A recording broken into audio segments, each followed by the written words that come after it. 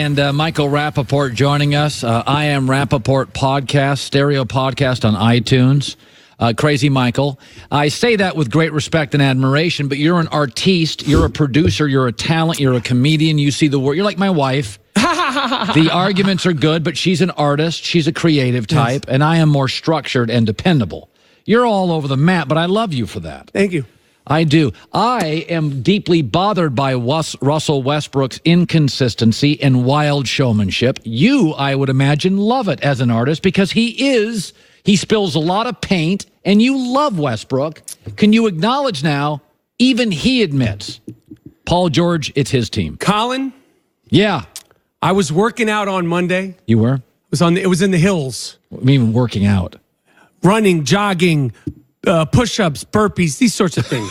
Okay, burpees. Listening to you on my headphones, and I wanted to run off the mountain and run over here live, okay, and stop you for what you said about Russell Westbrook. Yes, I like the artistry of Russell Westbrook because one of the things that makes him so great, whether you love him or not love him, it is a artistic expression. For somebody to play that hard, no matter what, night after night, that has nothing to do with talent. That's an inner thing. It's an Allen Iverson thing. So we can say Russell Westbrook this, Russell Westbrook that. He may not be the best this, he may not be the best that.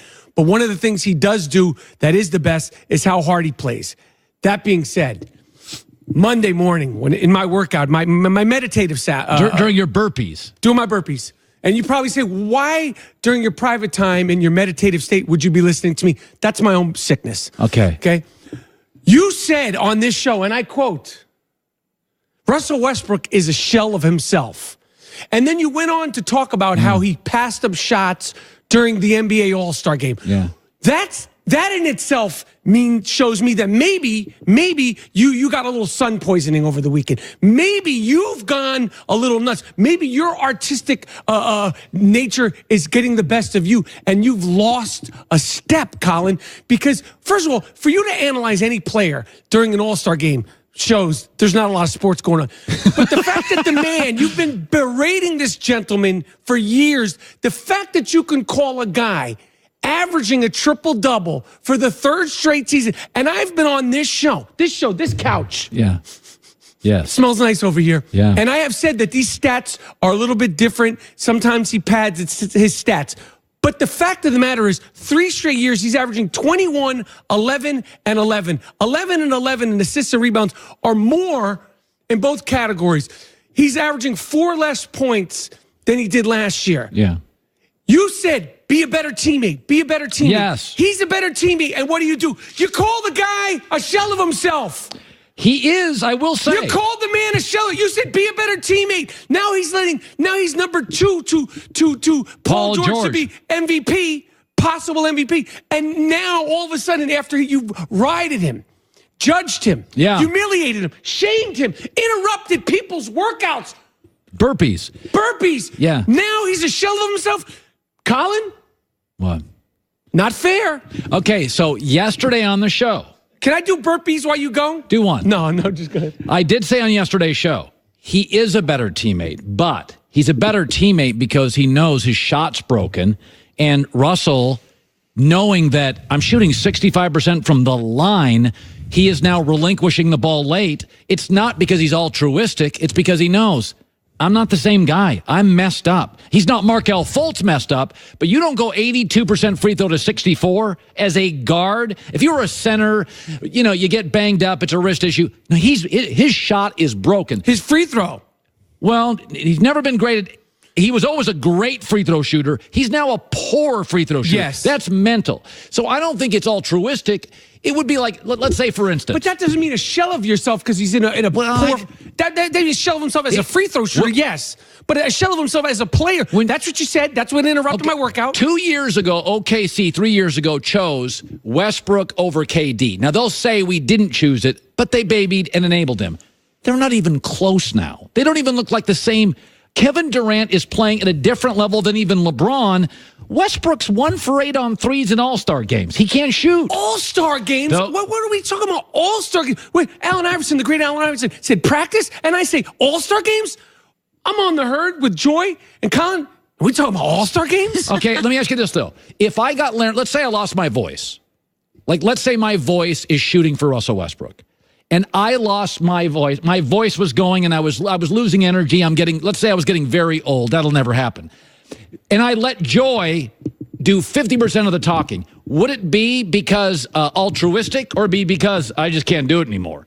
Westbrook can't shoot, therefore now he's such a great passer. No, he knows guys like me crush him, so he wants to at least get triple-doubles, so the narrative is, God, he's setting a record on triple-doubles, which are mostly meaningless, don't really, I mean, come on, you're not into that kind of stat But stuff. I mean, a triple-double is literally 10 passes, right? 10 assists. 10 assists, 10 10 rebounds. assists. Who cares how many rebounds a guard gets? But I mean, think he has been great at passing. A lot of fluff to those numbers. He's a reluctant passer.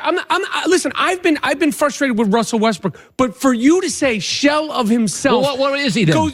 What's the word I should use? He's not as good as he was a year ago. I don't agree with that. I don't agree with that. He's still tenacious. He's still full tilt. He still plays hard as crap. He's averaging a triple-double. And I'll tell you something. If the Lakers somehow get into the playoffs, and if they somehow get into the seventh spot, and OKC continues and everybody stays healthy, OKC would roll them. They'll have a better. They're going to get beaten worse by OKC than they would by Golden State in the first round, because I think that LeBron might do a heist like he did last year, win one game. OKC, they're going to be like, yo. I just picked him to get to the Western Conference Finals. You guys think people in Oklahoma think I don't like him. It's like, do I like the Sooners? Yeah. Do I like Lincoln Riley? Yeah. Did I like Johnny Bench? Yeah. Do I love Paul? I said Paul George should be MVP. It's not like I don't like him. Everybody's waving a pom-pom for Westbrook. Somebody is out here's got to go, hey, he can't shoot. But he's never been a great shooter. Now he's terrible. But like at one point now, I'm not saying now, but at one point, Derrick Rose was a shell of himself. He's reinvented and I said himself. That, and I never liked Derrick Rose. Okay, but you're talking about like Russell Westbrook is at where Derrick Rose was when he was really struggling. Westbrook's better than Derrick Rose ever thought of being. But you're saying that word shell of himself is like a guy who's done. If I lose my voice, triple-double. If I'm a shell of myself. Yes, but okay. You haven't lost. Russell, if you let me tell you something, Colin. If you lose your voice and you're averaging a triple-double, you should wake up and thank your lucky stars. You should see my ratings are a quadruple-double. I like that. I could go down to a triple-double. And you know what? Your ratings are fantastic. And I just want to say something. Maybe it has something to do with some of the great guests you pick. I'm here. I'm here right now. How about this one? This is a real one. Hey, Sammy, throw up the standings again.